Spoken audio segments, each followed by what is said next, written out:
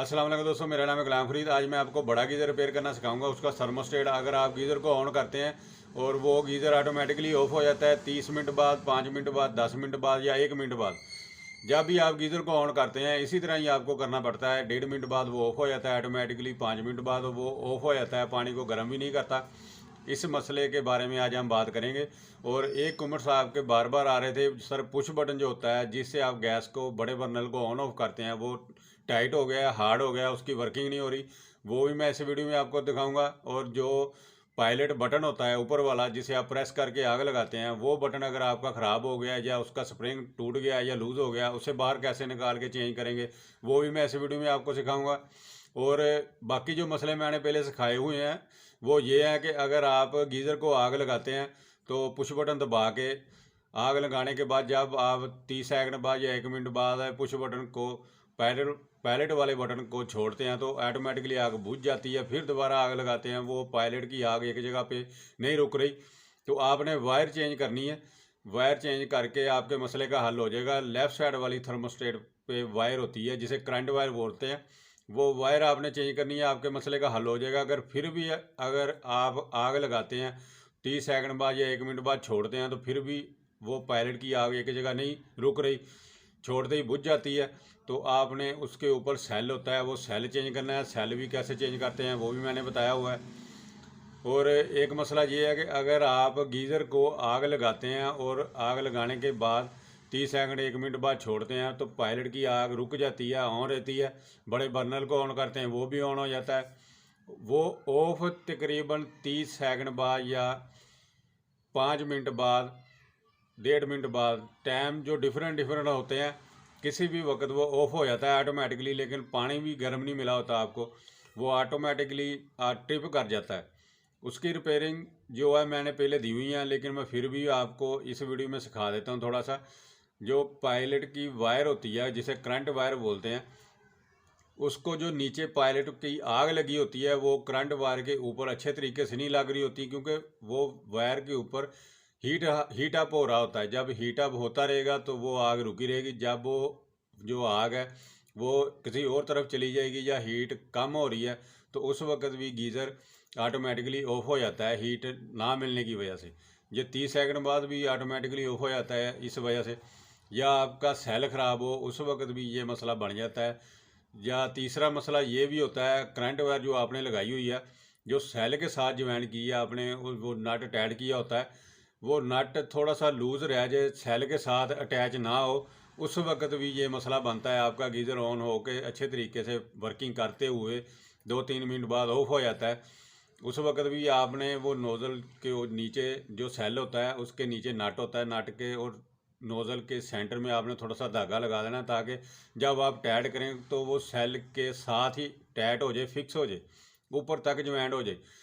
इस तरीके से आपके मसले का हल हो जाएगा। ये अगर आपका गीज़र कुछ देर बाद ऑफ हो जाता है और आपको गर्म पानी भी नहीं मिल रहा, यही मसला होता है इसका। और मैं बैक कैमरे से आपको बाकी वर्किंग आपको मैं सिखा दी हुई है।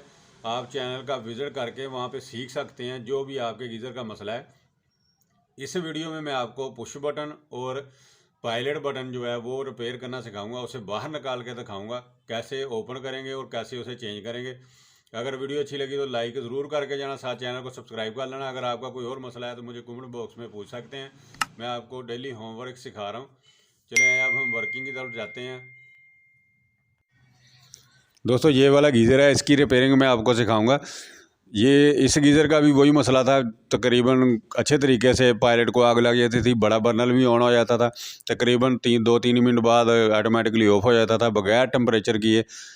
इसकी वायर मैंने 5-7 दिन पहले चेंज की थी, 2-3 दिन इसने अच्छे तरीके से वर्किंग की है, उसके बाद ये मसला करना शुरू कर दिया। आग ऑन होती है और 2-3 मिनट बाद, 5 मिनट बाद, कभी 1.5 सेकंड बाद, 1.5 मिनट बाद ऐसे ऑफ हो जाता था। और इसका मसला यही था कि वो 2-3 दिन अच्छे तरीके से वर्किंग की है, वो तार थोड़ी सी लूज़ हो गई थी करंट वायर, मैंने सेल से लग करके थोड़ा सा धागा लगाया और फिक्स किया, मसले का हल हो गया। और ये मैंने आपका वक्त बचाने की वजह से ये पेच जो है पहले से लग कर दिए हुए हैं, सिर्फ हाथ से ओपन कर रहा हूँ। पेचकस की मदद से आपने ओपन करने हैं, बहुत इजी वर्क है इसका। सिर्फ पेच के डिफरेंट डिफरेंट होते हैं, अलग अलग कंपनी के अपना अपना स्टाइल होता है। कोई जो पेचकस होता है उसकी मदद से खुलता है, कोई एलकी की मदद से खुलता है, कोई जो पंच किए होते हैं स्टार नुमा पेच होते हैं उसकी मदद से खुलता है जो पेचकस होता है। ये पेचकस बहुत इजीली पेच लगे हुए थे, मैंने ओपन कर लिए हैं।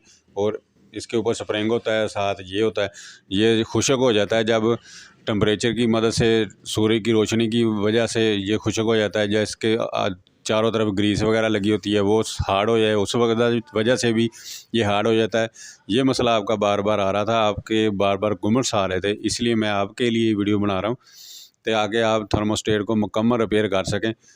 आपने इसी तरह ही कोई भी ऑयल लगा देना है या ग्रीस वगैरह जो वायरिंग में लगाई जाती है वो ग्रीस लगा देनी है, और उसी ग्रीस को आपने इस थर्मोस्टेट के अंदर भी लगा देना और फिक्स कर देना है, आपके मसले का हल हो जाएगा।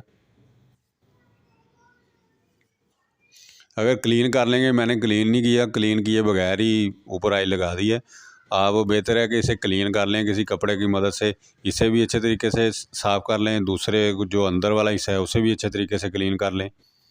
क्लीन करने के बाद इसे लगा लें, और ऊपर जो बटन फिक्स करेंगे जब, तो बहुत इजीली रिमूव होगा। ये ऑन ऑफ़ करेंगे तो ऑन ऑफ़ बहुत आसानी से कर सकेंगे। और ये वाला बटन जो है आपका ख़राब हो गया है, ऊपर वाला जो बटन जो रेड कलर का होता है वो ख़राब हो जाए तो वो तो अलग से सेट मिल जाता है, 20-30 रुपए का होता है, 3 बटन होते हैं, वो आप चेंज कर सकते हैं। अगर ये ख़राब हो जाता है, अंदर से टूट जाता है, तो ये निकालना भी बहुत आसान है, मैंने आपके सामने ही निकाला है। ये अगर नहीं बाहर आ रहा तो आप कोई सा भी पेचकस से इसके ऊपर आके थोड़ा सा टेढ़ा करना है आपने, तो ये बाहर आ जाएगा। बस इतने ही फ़र्क है। ये भी आपको 50 से 70 रुपए में मिल जाएगा। अब मुझे इजाज़त दें, मिलते हैं नेक्स्ट वीडियो में। अल्लाह हाफिज़।